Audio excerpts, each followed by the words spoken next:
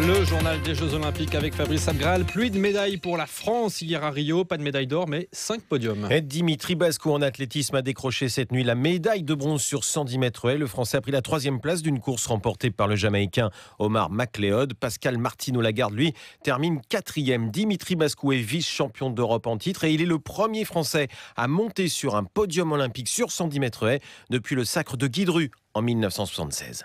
C'est sûr que ça donne de la valeur à cette médaille et franchement en plus de rentrer dans l'histoire de la France. Voilà, cet été une médaille depuis 40 ans, pour moi c'est juste énorme et c'était l'un de mes objectifs depuis petit de ramener des médailles à la France. Je regardais la télé avec mes parents, je disais ça m'embête de voir beaucoup de Français rater, j'aimerais bien un jour ramener des médailles à la France. C'est pour moi grandiose. 2e médaille de la journée en athlétisme avec Mélina Robert-Michon, 2e du concours du disque avec un lancer à 66 mètres 73. À 37 ans, la Lyonnaise devient vice-championne olympique après avoir été vice-championne d'Europe et vice-championne du monde. Renaud Lavillenie a vécu lui aujourd'hui un moment délicat lors de la cérémonie de remise des médailles du concours du saut à la perche. Hier, il a perdu son titre olympique et aujourd'hui, il a été sifflé sur le podium par le public brésilien.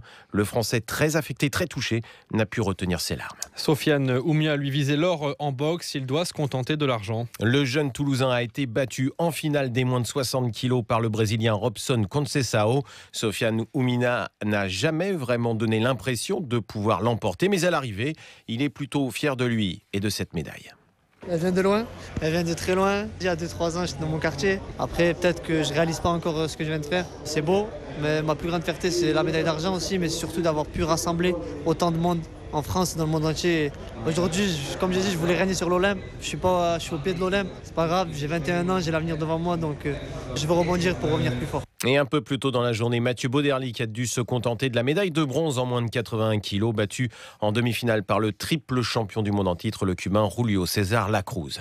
Du bronze également en natation pour Marc-Antoine Olivier. Le nordiste a fini 3e de l'épreuve du 10 km en eau libre. À l'issue de la course, il a tenu à dédier sa médaille à Aurélie Muller, sa partenaire d'entraînement. 2e hier sur cette même distance avant d'être disqualifiée injustement. Aurélie Muller n'accepte toujours pas sa disqualification. C'est pourquoi elle a décidé de saisir le tribunal arbitral du sport pour tenter de récupérer sa médaille. Les équipes de France féminines de handball et de basketball sont toujours en course pour une médaille olympique. En handball, les Françaises se sont qualifiées pour les demi-finales en battant l'Espagne 27-26 après prolongation.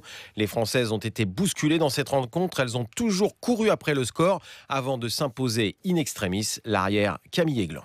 C'était un match dingue. Revenir après avoir été mené 7 buts comme ça, on n'a rien lâché. Je crois qu'on a montré qu'il y avait une équipe, qu'il y avait un groupe.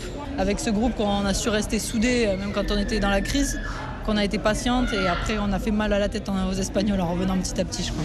Il fallait tout donner sans calculer et on allait faire les comptes à la fin et j'aime bien faire les comptes à la fin dans ces cas-là. Et les Françaises affronteront en demi-finale les Pays-Bas, vice-championnes du monde, des joueuses qu'elles ont battues en match de poule. Les basketteuses françaises enfin poursuivent leur parcours olympique. Les vice-championnes olympiques en titre ont battu cette nuit le Canada 68-63 en demi-finale. Les Françaises seront opposées aux redoutables américaines.